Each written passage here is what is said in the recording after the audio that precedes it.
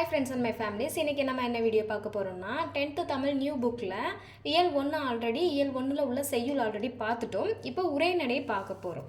தமிழ் சொல் வளம். ஓகே, தேவநேய பாவனர் எழுதிய ஒரு கட்டுரையில இருந்து எழுதப்பட்டது தான் தமிழ் சொல் வளம். ஓகேவா? இம்பார்ட்டன்ட் கொஸ்டின்ஸ் மட்டும் நம்ம பார்ப்போம். ஃபுல்லா இருந்து ரீட் பண்ண வேண்டாம். இம்பார்ட்டன்ட் எதுவோ அதை மட்டும் மைண்ட்யூட்டா நோட் பண்ணிட்டு சொல்றேன். ஓகேவா? நாடும் மொழியும் நம் திருக்கண்கள் என்கிறார் அப்படிங்கிறது இது ஒரு கொஸ்டின், நல்லா நோட் பண்ணி வச்சுக்கோங்க. நாடும் மொழியும் நம் திருக்கண்கள் என்று கூறியவர் மகாகவி பாரதியார். ஓகேவா? நெக்ஸ்ட்டு லெசன்குள்ளே போயிடலாம்.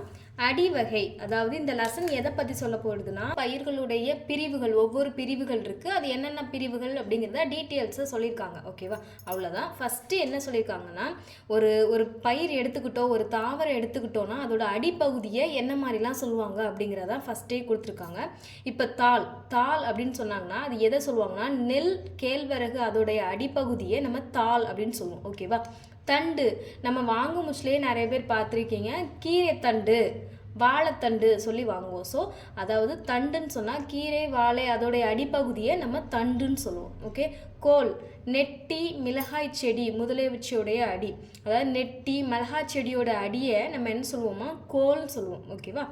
தூறு, குத்துச்செடி புதரெல்லாம் நம்ம பார்த்துருக்கோம். அந்த தூரை கொஞ்சம் அகற்றுங்க, தூரை கொஞ்சம் தள்ளி வைங்க அப்படி சொல்லுவாங்க.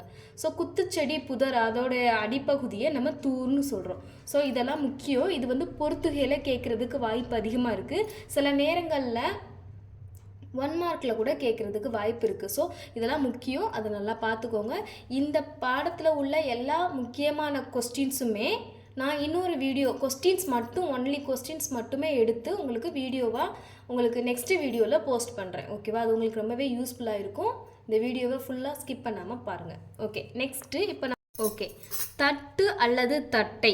ஓகேவா? அதை நம்ம என்ன சொல்லுவோம்னா, கம்பு சோளம் அதோடைய அடிப்பகுதியை நம்ம சோளத்தட்டை, நல்லா வச்சுக்கோங்க. கம்பு நம்ம யூஸ் பண்ணுற வேர்ட்லையே சோளத்தட்டை அப்படின்னு சொல்லுவாங்க. ஓகேவா? கம்பு சோளம் அதோடைய அடிப்பகுதியை என்னன்னு சொல்லுவாங்கன்னா தட்டு அல்லது தட்டை அப்படின்னு சொல்லுவாங்க.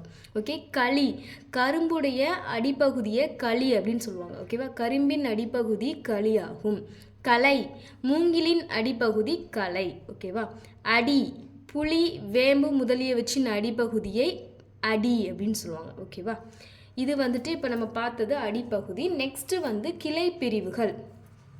இப்போ கவை அடிமரத்தினின்று பிரியும் மாபெரும் கிளை, அடிமரத்துலேருந்து பிரியக்கூடிய ஒரு கிளையை கவை அப்படின்னு சொல்லுவாங்க.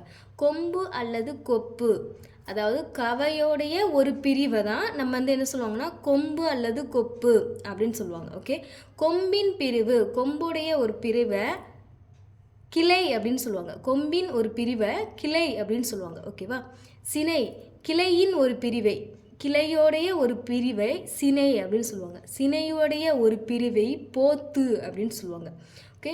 குச்சு, போத்தின் ஒரு பிரிவை குச்சுன்னு சொல்லுவாங்க. ஸோ குச்சு சொல்கிறது நமக்கு தெரியும், போத்தின் ஒரு பிரிவை குச்சுன்னு சொல்லுவாங்க. குச்சியுடைய ஒரு பிரிவை இனுக்குன்னு சொல்லுவாங்க. ஸோ இனுக்கு குச்சுனா என்னது, போத்தின் பிரிவு குச்சு, குச்சியின் ஒரு பிரிவு இனுக்கு. ஓகேவா? போத்து சினையின் ஒரு பிரிவு தான் போத்து. ஓகே. இது கொஞ்சம் நல்லா பார்த்து வச்சுக்கோங்க. ஒரு டைம் நம்ம ரீட் பண்ணையில் நமக்கு நல்லா ஞாபகம் இருக்கும். ஓகே. நெக்ஸ்ட்டு காய்ந்த அடியும் கிளையும் பெயர் பெறுதல். ஓகே. இப்போ அதாவது என்ன சொல்கிறாங்கன்னா, கிளை பார்த்தாச்சு, இப்போ காய்ந்த அடியும், அந்த மரம் வந்துட்டு அடிப்பகுதி வந்து காஞ்சி போச்சு, கிளை வந்து காஞ்சி போச்சுன்னா அதை என்ன மாதிரி சொல்லுவாங்க அப்படிங்கிறது தான். ஓகேவா? சுள்ளினா என்னென்னா காய்ந்த குச்சி நல்லா சுள்ளியை பொறுக்கி போட்டிருக்காங்க அப்படின்னு சொல்லுவாங்க. அதை கிராமத்து சைடில் இப்போவுமே சொல்லுவாங்க சுள்ளினா என்னென்னா காய்ந்த குச்சி, அதை தான் சொல்லின்னு சொல்கிறாங்க. விறகு, அதாவது காய்ந்த சிறுகிளையை விறகுன்னு சொல்கிறாங்க. குச்சியை வந்து சொல்லின்னு சொல்கிறாங்க, விறகை வந்து சிறுகிளையை வந்து விறகு அப்படின்னு சொல்கிறாங்க. வெங்களி, காய்ந்த களியை வெங்களிங்கிறாங்க. களி வந்து எதோட அடி, கரும்புடைய அடி. ஸோ அப்போ காய்ந்த வெங்களினா காய்ந்த களி. ஓகேவா? கட்டை, காய்ந்த கொம்பும் கவையும் அடியும், இதெல்லாத்தையுமே நம்ம என்னென்னு சொல்லுவாங்க, கட்டைன்னு சொல்லுவாங்க. ஆமாம், ஒரு சைஸ் கொஞ்சம் பெருசாக இருந்துச்சுன்னா கட்டை அப்படின்னு சொல்லுவாங்க. ஓகேவா? இது வரைக்கும் ஓகேவா? இனிமேல் இலை வகை. ஓகே. இலை, அதாவது புளி வேம்பு முதலியவற்றின் இலையை இலைன்னு சொல்லுவோம். ஆமாம், புளிய மரத்து இலை, வேப்ப மரத்து இலை அப்படின்னு சொல்லுவாங்க. ஓகே. தாள், அதாவது நெல் புல் முதலியவற்றின் இலையை வந்து என்னன்னு சொல்லுவாங்க, தாள்னு சொல்லுவாங்க. நெல் தாள், புல் தாள் அப்படின்னு சொல்லி தாள்னு சொல்லுவாங்க. ஓகேவா. தோகை, சோளம், கரும்பு, இது நம்ம அடிக்கடி யூஸ் பண்ணுறது தான். கரும்பு தொகை அப்படின்னு சொல்லிடுவோம். ஓகேவா. கரும்பு தொகை, சோளத்தொகை, இதெல்லாம் நம்ம அடிக்கடி சொல்கிறது. இதோட இலையை தான் நம்ம தொகைன்னு சொல்கிறோம். ஓலை, தென்னை ஓலை, பனை ஓலை, இதுவும் நம்ம அடிக்கடி சொல்லக்கூடிய ஒரு தான். தென்னை ஓலை, பனை ஓலை. சண்டு, காய்ந்த தாளும் தொகையும் இருக்கிறது தான் சண்டுன்னு சொல்லுவாங்க. சருகு, காய்ந்த இலை. சருகெல்லாம் என்னென்னா காஞ்சி போன இலைகள் எல்லாம் ஒன்று சேர்ந்து இருக்கிறத சருகுன்னு சொல்லுவாங்க. சண்டுன்னு சொன்னால் காய்ந்த தாளும் தொகையும். தாள்னா என்னது, நெல், நெல் புல்லோட தாளெல்லாம் வந்து என்ன சொல்லுவாங்கன்னா சண்டு. ஓகே, சண்டு. ஓகே, இப்போ இலை வகையை முடிச்சாச்சு. கொழுந்து வகை. ஓகே, துளிர் அல்லது தளிர். நெல், புல் முதலியவற்றின் கொழுந்து பகுதியை தான் துளிர் அல்லது தளிர்னு சொல்லுவாங்க. நெல் இப்போ தான் துளிர் விட்டுருக்கு, புல் இப்போ தான் தளிர் விட்டுருக்கு அப்படின்னு சொல்லுவாங்க. ஓகேவா. முறி அல்லது கொழுந்து. இப்போ முறி அல்லது கொழுந்துன்னு எதை சொல்லுவாங்கன்னா, கிராமத்து சைடில் சொல்லியிருக்காங்க, நான் கேள்விப்பட்டிருக்கேன். புளியங்கொழுந்து. ஓகே, இப்போ புளியங்கொழுந்துன்னு சொல்லுவாங்க. வேம்பு கொழுந்து அப்படின்னு சொல்லியிருக்காங்க. ஓகே. குருத்து. குருத்து இப்போவும் நம்ம சொல்லுவோம். சோள குருத்து இருக்கா, சோள குருத்து. கரும்பு குருத்து. சோளத்துக்கும் கரும்புக்கும் குருத்து அப்படின்னு சொல்லுவாங்க. ஓகேவா. தென்னங்குருத்து, பனை குருத்து. தென்னங்குருத்து, பனை குருத்து, சோள குருத்து, இதெல்லாம் நம்ம யூஸ் பண்ணியிருப்போம். தெரியாதவங்க தெரிஞ்சு வச்சுக்கோங்க. குருத்து அப்படின்னு சொன்னால் சோளம், கரும்பு, தென்னை, பனை அதோடைய கொழுந்தை தான் நம்ம குருத்துன்னு சொல்கிறாங்க. துளிர் அல்லது தளிர் வந்து நெல், புல் முதலியவற்றுடைய கொழுந்தை தான் துளிர், தளிர்னு சொல்கிறாங்க. முறி அல்லது கொழுந்துனா புளி, வேம்பு. புளியங்கொழுந்து, வேம்பு கொழுந்து. ஓகே. குருத்துனா சோளம், கரும்பு, தென்னை, பனை அதோடைய குருத்து. தென்னங்குருத்து, பனங்குருத்து அப்படின்னு ஞாபகம் வச்சுக்கோங்க. அதுக்கப்புறமா கொழுந்தாடை. கரும்போடைய நுனிப்பகுதியை கொழுந்தாடை அப்படின்னு சொல்கிறாங்க. ஓகே, நல்லா ஞாபகம் வச்சுக்கோங்க. கரும்பின் நுனிப்பகுதி கொழுந்தாடை. கொழுந்தாடைனா என்னன்னு கேட்கலாம். கரும்பின் நுனிப்பகுதி பொறுத்துகையில் கேட்கலாம். மேக்ஸிமம் இந்த பாடத்தில் வந்துட்டு பொறுத்துகை கேட்குறதுக்கு நிறைய வாய்ப்பு இருக்குது. ஸோ ஒரு டைம் ரீட் பண்ணிக்கோங்க. உங்களுக்கு வீடியோவில் ஜூம் பண்ணி தான் காமிக்கிறேன். ஸோ ஒரு டைம் நீங்களும் ரீட் பண்ணிக்கோங்க. நெக்ஸ்ட்டு பூவின் நிலைகள் பார்க்க போகிறோம். அரும்பு, பூவின் தோற்ற நிலை. இப்போ ஸ்டார்டிங்கில் ஒரு பூ வந்துட்டு நம்ம தெரியும் அரும்பு அப்படின்னு சொல்லுவாங்க. பூவின் தோற்ற நிலை தான் அரும்பு. போது, பூ கொஞ்சம் விரிய தொடங்கும் போது அது என்ன சொல்லுவாங்கன்னா போது அப்படின்னு சொல்லுவாங்க. ஓகே. மலர், பூவின் மலர்ந்த நிலை, அது நல்லா விரிந்ததுக்கு அப்புறமா வரக்கூடியது தான் மலர். ஓகே. வி, மரஞ்செடியினின்று பூ கீழே விழுந்த நிலை. அதாவது என்ன சொல்ல வராங்களான்னா பூ கீழே விழுந்ததை அதை வி அப்படின்னு சொல்கிறாங்க. செம்மல் அப்படின்னா பூ வாடின நிலை. பூ வந்து வாடி விழுந்தது செம்மல் அப்படின்னு சொல்கிறாங்க. இதுவுமே ரொம்ப முக்கியம். அரும்பு வந்து பூவோடைய தோற்ற நிலை. போது வந்து பூ வந்து கொஞ்சம் விரிய தொடங்குற நிலை. மலர் அப்படின்னா நல்லாவே விரிஞ்சிடுச்சுன்னு அர்த்தம். அதுக்கப்புறம் வி அப்படின்னு சொன்னால் அந்த பூ வந்து கீழே விழுந்ததை வந்துட்டு வி அப்படின்னு சொல்கிறாங்க. செம்மல் வந்து பூ வாடி போயின நிலையை செம்மல் அப்படின்னு சொல்கிறாங்க. ஓகேவா. இது பூவின் நிலைகள். இதுவுமே பொறுத்துகையில் கேட்கலாம். நெக்ஸ்ட்டு இது வந்து முக்கியமான ஒரு கொஸ்டின். என்ன சொல்ல வராங்கன்னா இதில் முக்கியமான லைன்ஸ் நான் போட்டு வச்சுருக்கேன், அதை மட்டும் சொல்கிறேன். திருச்சிராப்பள்ளிக்கு அருகில் அமைந்துள்ள அல்லூரில் திருவள்ளுவர் தவச்சாலை ஒன்றை அமைத்திருப்பவர். அதாவது திருவள்ளுவர் தவச்சாலை வந்து எங்கே அமர்ந்திருக்கு அப்படின்னு கூட கேட்கலாம். திருச்சிராப்பள்ளிக்கு அருகில் உள்ள அல்லூரில் திருவள்ளுவர் தவச்சாலை இருக்குது. ஓகேவா. இதை யார் அமைச்சாங்க அப்படின்னு சொன்னால் தமிழ் திரு ரா இளங்குமரனார். ஓகே. தமிழ் திரு ரா இளங்குமரனார். இது வந்துட்டு கொஸ்டின் ஆன்சர் கீழே இருக்குது, நான் உங்களுக்கு காமிக்கிறேன். ஸோ என்னென்னா திருவள்ளுவர் தவச்சாலை எங்கே இருக்குது, திருச்சிராப்பள்ளிக்கு அருகில் உள்ள அல்லூரில் இருக்கிறது. இதை யார் வந்து நிறுவனாங்க, தமிழ் திரு ரா இளங்குமரனார். ஓகே. இது ஒரு முக்கியமான கொஸ்டின். நெக்ஸ்ட்டு பாவனர் நூலகம் ஒன்றை உருவாக்கியவர் யார். ஓகே. அப்படி இல்லாமல் எப்படி கொஸ்டின் கேட்பாங்கன்னா பாவனர் நூலகம் அமைத்தவர் யார் அப்படின்னு கேட்பாங்க. அதுக்குமே ஆன்சர் என்னென்னா தமிழ் திரு ரா இளங்குமரனார். ஓகே. இது ரெண்டுமே ஒரு முக்கியமான கொஸ்டின்ஸ், இதை நோட் பண்ணி வச்சுக்கோங்க.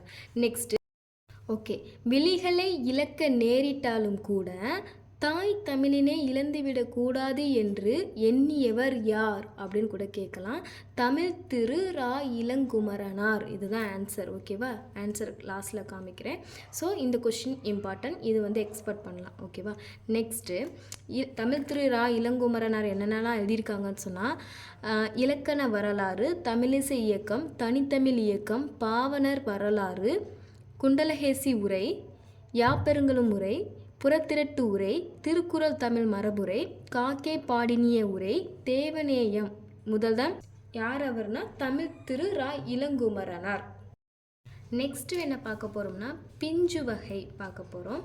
அதாவது பூம்பிஞ்சு அப்படின்னா என்னென்னா பூவோடு கூடிய இளம் பிஞ்சை தான் பூம்பிஞ்சு அப்படின்னு சொல்கிறாங்க. ஓகே, பிஞ்சு அப்படின்னா என்னென்னா இளம் காய். பிஞ்சுனா இளம் காய். வடு மாம்பிஞ்சு, மாவடு அப்படின்னு சொல்லுவாங்க. ஓகே, மாம்பிஞ்சு. வடுனா வடுமாங்காய் அப்படின்னு சொல்லுவாங்கள்ல, அதை வந்து மாம்பிஞ்சு. சரி, மூசு பலா பிஞ்சு, கவ்வை எல் பிஞ்சு, குறும்பை தென்னை பனை முதலியவற்றின் இளம்பிஞ்சு. குறும்பை நீங்கள் கேள்விப்பட்டிருப்பீங்க. அதுக்கப்புறமா அது என்னென்னா தென்னை பனை முதலியவற்றுடைய இளம்பிஞ்சு. முட்டுக்குறும்பை, சிறு குறும்பைக்கு பேர் தான் முட்டுக்குறும்பை. இளநீர் முச்சாத தேங்காய். இளநீர்னா நமக்கு தெரியும், முச்சாத தேங்காய். நுழாய் அப்படின்னா இளம்பாக்கு. நுழாய்னா என்னென்னா இளம்பாக்கு. கருக்கல், கருக்கல்னா என்னென்னா இளநெல். கச்சல் வாழைப்பிஞ்சு, இது ரொம்ப முக்கியம். மஞ்சு அப்படின்னா என்னென்னா இளம் காய். வடுனா என்னென்னா மாப்பிஞ்சு. வடு வந்து நம்ம ஞாபகம் வச்சுக்கலாம், மாங்காய் வடு, மாவடு, இதெல்லாம் நம்ம கேள்விப்பட்டிருப்போம். ஓகே, மூசு அப்படின்னா பலா பிஞ்சு. கவ்வை அப்படின்னா எல் பிஞ்சு. குறும்பை தென்னை பனை அதோடைய பிஞ்சு தான், இளம் பிஞ்சு தான் குறும்பை. ஓகே, முட்டுக்குறும்பை அப்படின்னா சிறு குறும்பை. ஓகே, இளநீர் முச்சாத தேங்காய். நுழாய் இளம்பாக்கு. கருக்கல் இளம் நெல். கச்சல் வாழை பிஞ்சு. இது வந்து ஒன் வேர்ட் கேட்குறதுக்கு நிறைய சான்சஸ் இருக்குது. ஓகேவா? நெக்ஸ்ட்டு குலை வகை. கொத்து. இது வந்து நம்ம குலை வகை வந்து கொஞ்சம் கொஞ்சம் நம்ம வந்து யூஸ் பண்ணியிருப்போம். அவரை கொத்து, துவரை கொத்து அப்படின்னு நம்ம யூஸ் பண்ணியிருப்போம். அவரை வந்து கொத்து கொத்தாக காய்ச்சிருக்கு, அவரை கொத்து அப்படின்னு சொல்லுவோம். அதுக்கப்புறம் குலை. குலைனா குலையாக முந்திரிக்காய், அதாவது முந்திரி தான் குலை. ஓகே, தாறு வாழைத்தாறு. இதுவுமே நம்ம ஆல்ரெடி கேள்விப்பட்ட ஒன்று தான். தாறு அப்படின்னு சொன்னால் வாழைத்தாறு. தாரை வந்து வாழைத்தாருன்னு சொல்லுவோமா, அதனால் வாழைக்குலை, அது நல்லா ஞாபகம் வச்சுக்கோங்க. கதிர். ஓகே, கதிர் அப்படின்னா கேழ்வரகு. சோளக்கதிர் சொல்லுவோம். சோளக்கதிர் கேள்விப்பட்டிருப்பீங்க. ஸோ சோளத்தை ஞாபகம் வச்சுக்கலாம். சோளக்கதிர், கேழ்வரகு. ஓகே, நெக்ஸ்ட்டு அழகு. அழகு அழகு அல்லது குரல் அப்படின்னா என்ன சொல்லுவாங்கன்னா நெல் திணை முதலியவற்றுடைய கதிரை தான் அழகு அல்லது குரல் சொல்லுவாங்க. இது நம்ம கேள்விப்பட்டிருக்க மாட்டோம். ஸோ ஞாபகம் வச்சுக்கணும். அழகு அல்லது குரல் அப்படின்னா என்னென்னா நெல் திணை முதலியவற்றின் கதிர். சீப்பு. சீப்பு நம்ம கேள்விப்பட்டிருப்போம். ஒரு சீப்பு வாழைத்தாங்கப்பா அப்படின்னு சொல்லுவாங்க. ஸோ சீப்புனா வாழைத்தாச்சின் பகுதியை தான் சீப்புன்னு சொல்லுவோம். ஸோ இதில் கொஞ்சம் தெரிஞ்சது இருக்குது, தெரியாதது இருக்குது. கொத்து நம்ம கண்டுபிடிச்சிடலாம். அவரை கொத்து, துவரை கொத்துன்னு சொல்லிக்கலாம். கொலை வந்து கொலையாக முந்திரிக்காய். ஸோ ஒரு கொலை அப்படின்னா முந்திரிக்காய். முந்திரிக்கான்னு சொல்லக்கூடாது, நான் சொல்கிறேன். குலை அப்படின்னு சொன்னால் முந்திரி. ஓகே, தாருன்னா வாழைத்தாருன்னு நம்ம சொல்லிக்கலாம், ஓரிக்கலாம். ஓகே, கதிர் வந்து சோளக்கதிர் ஞாபகம் வச்சுக்கலாம். கேழ்வரகு. ஓகே, அழகு அல்லது குரல், இது மட்டும்தான் நம்மளுக்கு தெரியாத ஒன்று. நெல் திணை முதலியவற்றுடைய கதிரை தான் அழகு குரல் சொல்கிறோம். ஓகேவா? சீப்பு வாழை தாச்சின் பகுதி. வாழைத்தாச்சின் பகுதி தான் சீப்பு. ஒரு சீப்பு வாழைத்தாங்க அப்படி சொல்லுவாங்க. ஓகேவா? கெட்டுப்போன காய்கனி வகை. சூம்பல் அப்படின்னு சொன்னால் நுனியில் சுருங்கிய காய். சிவியல் அப்படின்னு சொன்னால் சுருங்கிய பழம். சொத்தை நமக்கு தெரியும், புழு பூச்சி அரித்த பழம். வெம்பல் அதாவது வெயில் சூட்டால் உள்ள பழுத்த பழத்தை வெம்பல் அப்படின்னு நம்ம சொல்லலாம். அழியல் அப்படின்னு சொன்னால் ஒரு மாதிரி குழுகுழுன்னு இருக்கக்கூடிய பழம், குழுகுழுத்த பழம் அழியல். அழுகல் அப்படின்னு சொன்னால் குழுகுழுத்து ஸ்மெல் வரக்கூடிய பழம் தான் அழுகல். சொண்டு பதராய் போன மிளகாய். ஓகே, கோட்டான் காய் அல்லது கூகைக்காய் அப்படின்னு சொன்னால் கோட்டான் உட்கார்ந்திருந்ததுனால கெட்டுப்போன பழத்தை பேர் தான் கோட்டாங்காய் அல்லது கூகைக்காய் அப்படின்னு சொல்லுவாங்க. தேரைக்காய். தேரை அப்படிங்கிறது ஒரு தவளை. அந்த தவளை இருந்த ஒரு காய் என்ன சொல்லுவாங்கன்னா தேரைக்காய் அப்படின்னு சொல்லுவாங்க. அதனால் அந்த தேரைக்காய் வந்து கெட்டுப்போன காய். தேரை அமர்ந்ததுனால அந்த கெட்டுப்போன காய்க்கு பேர் தேரைக்காய். அல்லிக்காய், அதாவது தேரை அமர்ந்ததினால் கெட்ட தேங்காய். தேரை போய் உட்கார்ந்ததுனால கெட்டுப்போன தேங்காய்க்கு பேர் வந்து என்னென்னா அல்லிக்காய். ஒல்லிக்காய், தென்னையில் கெட்ட காய் ஒல்லிக்காய். ஓகேவா. நெக்ஸ்ட்டு வந்து பழத்தோல் வகைகள் பார்க்க போகிறோம். தொலினா மிக மெல்லியது, தோல் அப்படின்னு சொன்னால் திண்ணமானது, தோடு அப்படின்னா வன்மையானது, ஓடு அப்படின்னு சொன்னால் மிக வன்மையானது, குடுக்கை சுரையின் ஓடு, மட்டை தேங்காய் நெற்றியின் மேற்பகுதி, உமி நெல் கம்பு முதலியவற்றின் மூடி, கொம்மை வரகு கேழ்வரகு முதலியவற்றின் பூமி. ஓகேவா. நெக்ஸ்ட்டு வந்து மணி வகை. கூலம் அப்படின்னு சொன்னால் நெல் புல். அதை வந்து நெல்லுக்கும் புல்லுக்கும் வந்து நம்ம என்ன சொல்லுவோம்னா கூலம் அப்படின்னு சொல்லி அந்த தானியங்களை நம்ம சொல்கிறோம். அதுக்கப்புறம் பயறு அப்படின்னு சொன்னால் அவரை உளுந்து முதலிய வச்சு நம்ம பயறுன்னு சொல்கிறோம். அவரை பயிறு, உளுந்து பயிறு. ஓகே. கடலைனா வேர்க்கடலை, கொண்டக்கடலை, இது நமக்கு தெரியும். அதுக்கப்புறமா விதை, கத்திரி விதை, மிளகாய் விதை அப்படின்னு நம்ம சொல்லுவோம். ஓகே. நெக்ஸ்ட்டு கால் அப்படின்னா புளி, காஞ்சிரம் முதலியவற்றோடைய வித்து தான் நம்ம கால் அப்படின்னு சொல்கிறோம். முத்து அப்படின்னா வேம்பு, ஆமணக்கு அவற்றுடைய வித்துவை தான் நம்ம முத்துன்னு சொல்கிறோம். இது நம்ம கிராமத்து சைடில் சொல்லுவாங்க. வேப்ப முத்து அப்படின்னு சொல்லுவாங்க, ஆமணக்கு முத்து சொல்லுவாங்க. ஸோ இது உங்களுக்கு தெரிய வாய்ப்பு இருக்குது. ஓகே. கொட்டை, மாங்கொட்டை சொல்லுவோம்.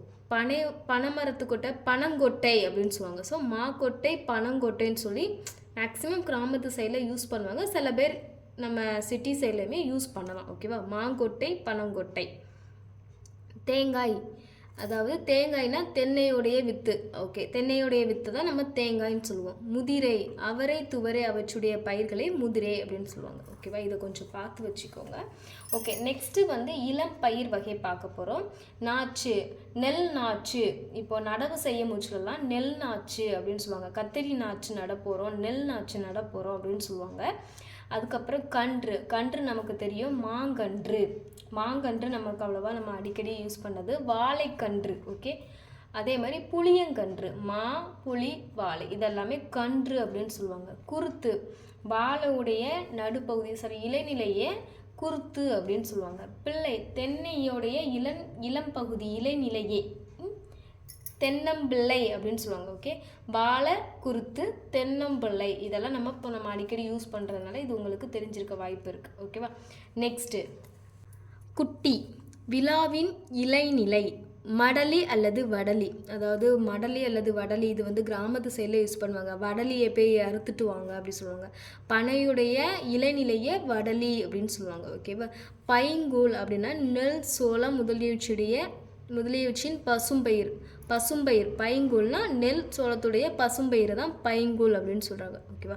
முக்கியமான பாயிண்ட்ஸ் எல்லாம் நம்ம கவர் பண்ணியாச்சு. இதில் உள்ள முக்கியமான கொஸ்டின்ஸ் எல்லாமே கண்டிப்பாக நெக்ஸ்ட்டு வீடியோவில் நான் அப்லோட் பண்ணுறேன். ஓகே. நெக்ஸ்ட்டு இது தெரிஞ்சு வச்சுக்கோங்க. உலகத்திலேயே ஒரு மொழிக்காக உலக மாநாடு நடத்திய முதல் நாடு எது? ஒரு மொழிக்காக உலக மாநாடு நடத்திய நாடு எதுனா மலேசியா. மாநாட்டிற்குரிய முதல் மொழியையும் தமிழ். அந்த மாநாட்டில் முதல் மொழி எதுனா தமிழ் தான்.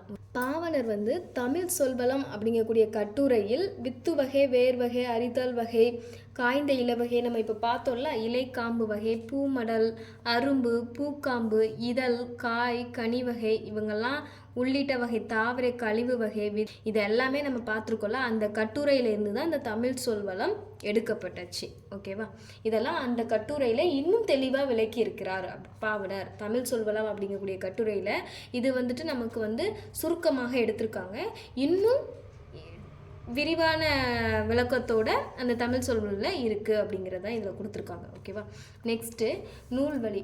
மொழி ஞாயிறு என்றழைக்கப்படும் தேவநேய பாவனரின் சொல்லாய்வு கட்டுரைகள் நூலில் உள்ள தமிழ் சொல்வளம் என்னும் கட்டுரையின் சுருக்கம் பாடமாக இடம்பெற்றுள்ளது. அதாவது எதில் இருந்துன்னா தெய்வநேய பாவனருடைய மொழி ஞாயிறில் உள்ள ஒரு பகுதி வந்து சொல்லாய்வு கட்டுரைகள். அந்த சொல்லாய்வு கட்டுரைகளில் உள்ளக்கூடியதான் தமிழ் சொல் வளம். அங்கேருந்து தான் எழுதப்பட்டிருக்கு. நமக்கு சுருக்கமாக திறந்துருக்காங்க. ஸோ இன்னும் விரிவான விளக்கம் அந்த கட்டுரையில் இருக்குது. ஓகேவா. பாவணர் தமிழ் சொல்லாராய்ச்சியில் உச்சம் தொட்டவர். அதாவது இப்படி கேட்கலாம், தமிழ் சொல்லாராய்ச்சியில் உச்சம் தொட்டவர் யார் அப்படின்னு சொல்லி கொஷின் கேட்கலாம். பாவணர். ஓகே. செந்தமிழ் சொற்பிறப்பியல் அகரமுதலியில் திட்ட இயக்குனராக பணியாற்றியவர் யார்? ஓகே. செந்தமிழ் சொற்பிறப்பியல் அகரமுதலி திட்ட இயக்குனராக பணியாற்றியவர் யார் அப்படின்னு கூட கேட்கலாம். பாவணர். உலக தமிழ் கழகத்தை நிறுவி தலைவராக இருந்தவர் யார் அப்படின்னு கூட கேட்கலாம். ஸோ இந்த மூணுமே இம்பார்ட்டன்ஸ் பாவணர். ஓகேவா. நெக்ஸ்ட்டு, போர்ச்சுகீஸ் நாட்டின் அதாவது எத்திசையும் புகழ் மணக்க கடல் கடந்து முதலில் அச்சேரிய தமிழ். அதாவது கடல் கடந்து போய் நம்மளுடைய தமிழ் வந்து அரங்கேறியிருக்கு. அது எங்கன்னா போர்ச்சுகீஸ் நாட்டின் தலைநகர் லிசுபனில் 1554 கார்டிலா என்னும் நூல் முதலாக தமிழ் மொழியில் தான் மொழிபெயர்க்கப்பட்டது. அதாவது கார்டிலா அப்படிங்கக்கூடிய நூல் வந்து நம்ம தமிழ் மொழியில் தான் ஃபஸ்ட்டு மொழிபெயர்க்கப்பட்டுள்ளது. இந்நூல் ரோமன் வரி வடிவில் அச்சிடப்பட்டுள்ளது. ஓகேவா. ரோமன் எழுத்துருவில் வெளிவந்த இதன் முழு பெயர் கார்டிலா டே லிங்கோ தமிழே போர்ச்சுகீசு. இது அன்றைய காலத்திலே இரு வண்ணங்களில், அன்றைய காலத்திலேயே சிவப்பு கருப்பு அந்த மாதிரி மாறி மாறி அச்சிடப்பட்டுள்ளது. இதில் மெயினாக என்ன தேவைன்னா, கார்டிலா என்ன நூல் வந்துட்டு முதலாக தமிழ் மொழியில் தான் மொழிபெயர்க்கப்பட்டுள்ளது மெயினாக. ஓகே. எந்த ஆண்டு? 1554. எந்த வரி வடிவில் ஏற்றப்பட்டுள்ளதுன்னா ரோமன் வரி வடிவில் அச்சிடப்பட்டுள்ளது. ஸோ மெயினாக இது தெரிஞ்சுக்கிட்டால் போதும். ஓகே. இதோட கொஸ்டின்ஸ் எல்லாமே உங்களுக்கு விரிவாக இன்னொரு வீடியோவில் கொஸ்டின்ஸ் ஆன்சர்ஸ் கண்டிப்பாக வரும். உங்களுக்கு இந்த வீடியோ பிடிச்சிருந்துச்சுன்னா ஸ்கிப் பண்ணாமல் வீடியோ ஃபுல்லாக பாருங்கள். கண்டிப்பாக டிஎன்பிஎஸ்சி ப்ரிப்பேர் பண்ணுறவங்களுக்கு ரொம்பவே யூஸ்ஃபுல்லாக இருக்கும். இந்த வீடியோ பிடிச்சிருந்துச்சுன்னா மறக்காமல் என்னோடய சேனலை சப்ஸ்கிரைப் பண்ணி வச்சுக்கோங்க. உங்களுடைய லைக் வந்து எனக்கு ஒரு மோட்டிவேஷனாக இருக்கும். தேங்க்யூ.